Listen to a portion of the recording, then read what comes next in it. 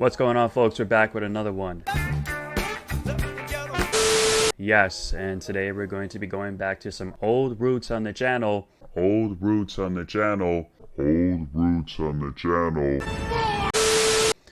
Because before, I used to do a lot of gameplay and honest reviews and all this other kind of content with other games that I used to play and try out on the channel. If you go all the way back to before I started doing Galaxy Heroes, you'll see in my first 20 or 30 or so videos I've done other videos on different games and stuff like that. And we're gonna go back to that today with DC Worlds Collide. Sir. Alright folks, so we're in the game. I'm gonna be doing this in two separate videos because just as you can see here in the menu alone, there's a bunch of things to unfold in this game, like modes with end game modes it's absolutely insane. But yeah, today I'm gonna just be going over the characters, the archives. The next video I definitely will be going over the core gameplay and how to actually play the game, and the other different game modes where you can prosper in this game. So yeah, first let's go over characters. Now there are heroes and villains in this game, just like in any mobile game, Star Wars Galaxy Heroes, Raid Shadow Legends and stuff like that. You have your heroes and your villains in this game. There are 75 total characters in this game. When it comes to characters, you can level them up. Yes, you have your level count, you have your star count. You can equip gear pieces on them to enhance the character's overall power. They have skills, they have team synergies and stuff like that when it comes to the characters in this game, which I really like, just like in Star Wars Galaxy Heroes. So I've been maining Green Arrow, Batman, Captain Cold, Mirror Master, and Poison Ivy. I used to have King Shark on my team, but he is not that great as of when I'm progressing and playing more battles in the game. As the battles get harder, more tougher, King Shark is not really doing it for my team, so I just threw him to the side. So let's actually go over a character. So when you click on a character, and this is what the screen is going to look like. This is where you level them up, where you rank up their star count, you check their skills, and their affinities. Let's go over the leveling up. The leveling up is really simple. In order to level up a character, you're going to need the credits or coins, experience points, and titanium. So I think once you have a character that's level 10 or 20, I believe, or 30, around there, between 10 or 30, that's where you're going to start to use the experience points instead of the credits. So let me check something here. So yeah, so let's level up Mr. Freeze. Okay, so when you get a character to level 10, that is when you will start using the experience points. And so level 1 to level 9 is when you use the credits, and then or the coins, and then level 10 and above is when you start using the experience points with the titanium right here. So that's how you basically level up a character. In order to increase a character's max level cap, you need to increase their star count.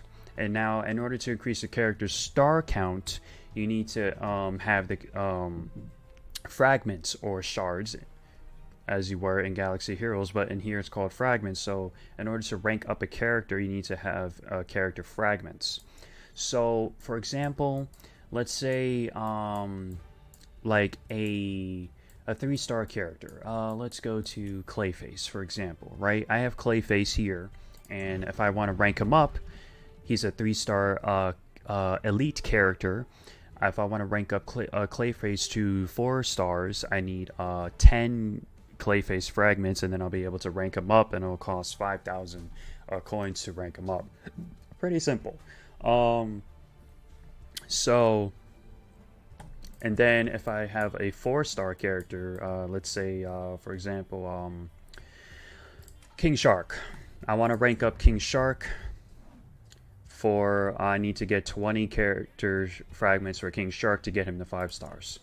But this is where the tiers and the rarity of the characters come into play, because they see how I have King Shark. He's a rare character. He's at 4 stars, but I have Batman, who's an epic character, who's at 4 stars as well. If I want to rank up Batman, you see, this is where things are come into play and that are different. I need to have 60 elite character fragments, and in order to get character fragments, you can use any characters to get up to 60 character fragments here. So if I just auto select, it'll auto select it for me, or I can just manually select it on my own to add up to 60. So let's say I want to auto select, boom, I have 60 elite fragments, and then I need 60 blue rare fragments as well. But so far I don't have enough. I only have 40 out of 60. So if I had 20 more rare if I had 20 more rare fragments, I could have ranked up Batman to 5 stars, and then which would increase his max level from 120 to 140, because it seems like every star you increase the character's rank star count, and the max level cap increases by 20. So he's at 4 stars, his max level is 120. If I get him to 5 stars, his max level will be 140, just like how I have Mirror Master here. He's at I could get him up to 140 because he's at 5 stars. So what happens after 5 stars? When a character hits 5 stars and you want to get them to the next star count, it converts all the stars, and then it'll be a red star. Just like how I have Batgirl, for example. Even though I haven't touched her, she's only level 1. I had Batgirl at 5 stars because prior to this video, I was getting a lot of Batgirl shards, so I was able to get her to red star.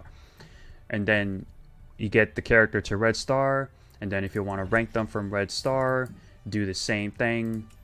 2 red stars, and then 3 red stars, 4 red stars, 5 red stars. So like that's how the star count and the leveling up system is in this game.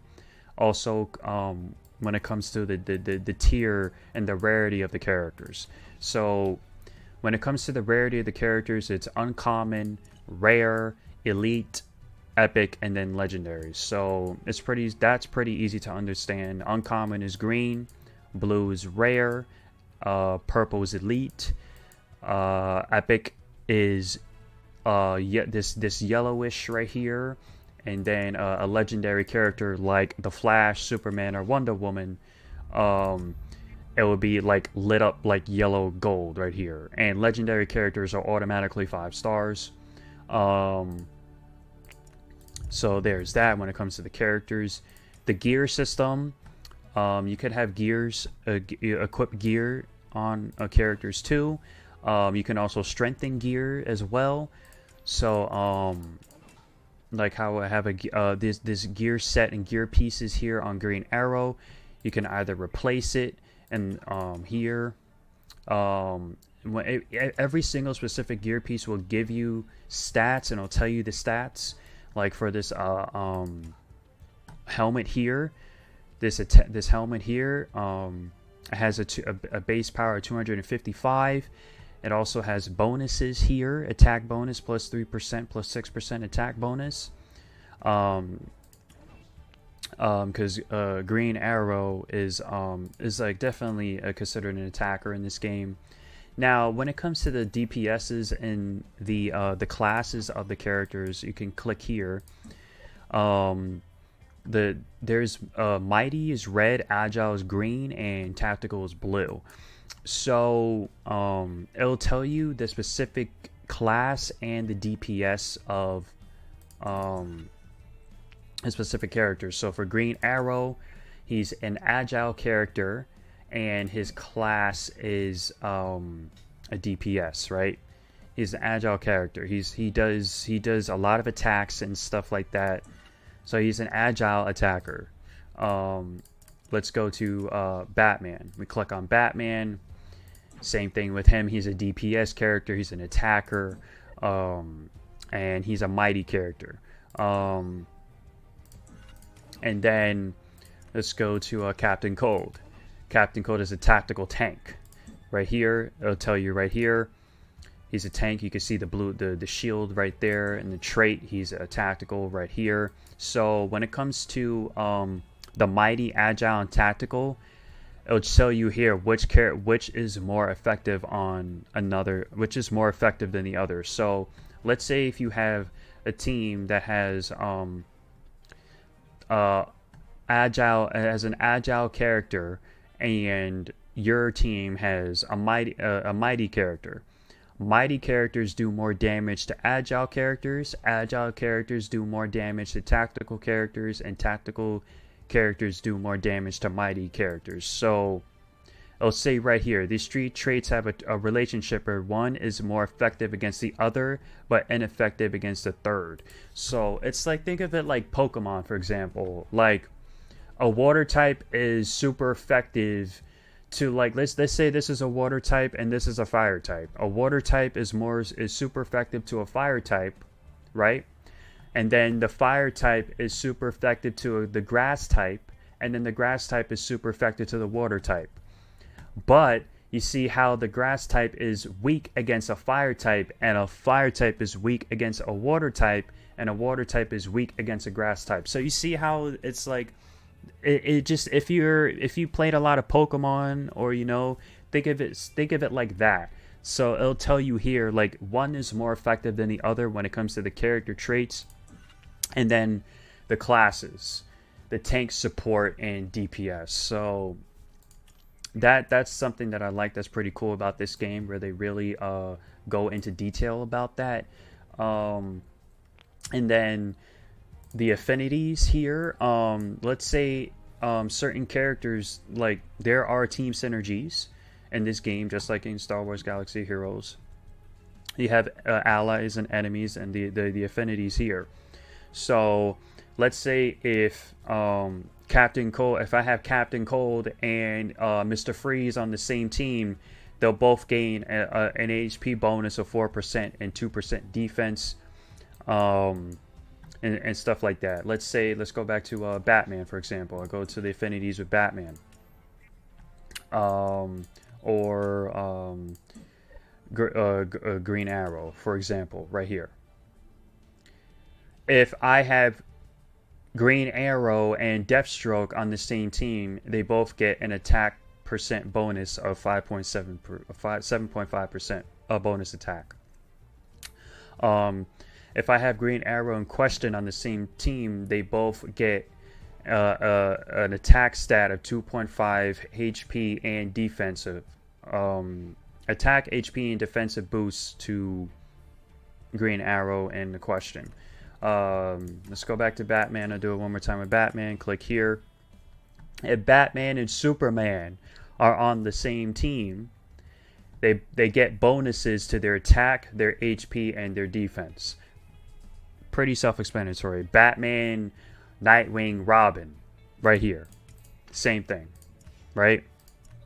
So yeah, that's just basically just more so on the understanding the characters, the star count, the level count, the gear, the affinities, the traits of the characters, the classes of the characters, and stuff like that. So we got the characters and stuff out of the way. I want to go quickly to the archive and the character files. This is one of the most coolest modes in this entire game. So as long as you have unlocked the character, even if you don't have the character unlocked, it would only limit you to actually just the front page of the info. But if you have the character unlocked, let's say if you go to Batman, I have Batman unlocked, not only it'll give you all the info on Batman, his class, his skill moves, his traits, his tags and stuff like that, his info. Excuse me. You can also click on the bio. It'll give you a background, the abilities, the weapons he uses, his weakness, and give more notes, more details, more background on Batman and stuff like that. This is so cool. Let's go to another character, Nightwing. Dick Grayson, height, the weight, the profile portrait, the info on him, everything all about Nightwing, his bio, his all that stuff. His intel, secret records and stuff like that, everything. Let's go to one more character, Green Arrow. Information on his class, everything about Green Arrow, everything on his bio, all that. That is something that is really cool and really implemented, very well done in this game, because especially for those that, like, let's say if you don't know a character, let's say if someone's playing the game for the first time and they just got Black Manta. They got Black Manta. They don't know who this character is, what he's about, or anything like that. Want to know more about him? You just go to the archive, go to the character files, and then you go to Black Manta right here. Boom, click on him, gives you everything. Everything, the information on Black Manta. So it'll tell you what he's about, what his classes are, bio, everything. That is something that is really well implemented in this damn game, and I love that. And one more thing before we end the video, I want to go over quickly about how to obtain the characters. So how to actually, get the character fragments or the shards, and where to get characters. So the mother box is one of the famous areas and places to get a character. So we have two tabs here, Epic Recruitment and Starter Recruitment. The Epic Recruitment, you can use the diamonds here, or you can use the encrypted tokens. So if you want to open one pack, you can just use the encrypted token, and then it'll show you here. Boom. It's all randomized though. It's not like specific. Okay, I just got King Shark fragments, right? If I want to open if I want to open more than one pack at a time, I can open 10 packs for 2,000 diamonds. Same thing here with the starter recruitment. I can open one pack at a time, or open 10 packs at a time. Yeah, so that's one of the main areas to get characters, shards, and fragments in the game. So right here, I got 10 shards right here, and I just need 20 more for King Shark to get him the 5 stars. If you want to farm specific character fragments, like, you can, but it's not as easy, It's not like Galaxy Heroes, where you can just go in on any energy node or a cantina node or anything like that, a fleet node, and then just farm it right then and there. A specific node, no. It's kind of different with this game. So if you want to get more shards, let's say if I want to get more fragments for Batman, for example, if I want to get more shards for Batman, I go to the rank up tab, and then I need to get more of these, right? Let's say if I want to get more shards for Captain Cold, right? I want to get more Captain Cold shards. I go to click here, I go to source, and then I'll tell you where I can find Captain Cold fragments. These are the places where I can find them, right? I go to the Epic Recruitment, brings me right back here to the motherboard, the mother box. If I want to go for a Green Arrow shards, you see your Green Arrow fragments, you see it's different. So the tier and the rarity of the character does play a significant role when it comes to upgrading characters' star count, or trying to find the fragments for the characters. Because you see how Batman and Green Arrow are epic characters, and there's no way for me to get Batman fragments and stuff like that. I have to use other character fragments to convert those fragments in order to rank up Batman. But if I want to do Mirror Master, because he's an elite character, just need to get the fragments for him like this. And then I'll just do it one more time. They also give the option to skip. Okay, so Captain Boomerang fragments. That's not what I wanted, but still. Let's go down to Captain Boomerang. I have him here at 4 stars. I can rank him up to 5 stars right now if I want to, because I have enough. There we go. So I just got Captain Boomerang to 5 stars. And then if I want to get him to red star, I need to find and get 20 more fragments for him, like that. So yeah, this is where you basically obtain the easiest way to get characters fragments. I'm gonna do it one more time just to show you guys. Clayface, right? I got in Clayface as an elite character. Let's do it again. This was a bad roll. Amazon Soldier, pretty bad. So let's go down to Clayface right here, rank up. Boom. Now he's 4 stars. And his overall stats increase. So that's how it basically really is. Yeah, when it comes to the leveling up system and the characters and the stuff, when it comes to the leveling up system and the characters in this game, that's how it really is. So yeah, that's it for today's video, because I could literally go on forever. But yeah, next video I'm going to be focusing more on the core mode, the game modes, and the actual gameplay of the game, because like I said, there's just a lot more things to do in this game, and this is only just like 25% of what I just showed you today. So long story short, today's video was just going over the characters, how to access the characters, where to get character fragments and shards, and the archives of the characters, learning more about the info and the history and the background of the characters in this game. But other than that, like I said, next video I'm gonna focus on the gameplay, how to actually play the game, how to do the characters' attacks and moves and stuff like that, and the different modes that this game has to offer. But so yeah, other than that, I hope you stuck around with me, because this was only like 25% of the game that I showed you. But yeah, so far this game is really promising. It's really cool, and yeah, it's just a lot to do, and can't stress it enough. But if you enjoyed the video, please don't forget to leave a like, comment, share, and subscribe. And as always, I'm Insidious. I will definitely see y'all in the next one. Stay tuned. Peace. Later. Thanks for watching as always.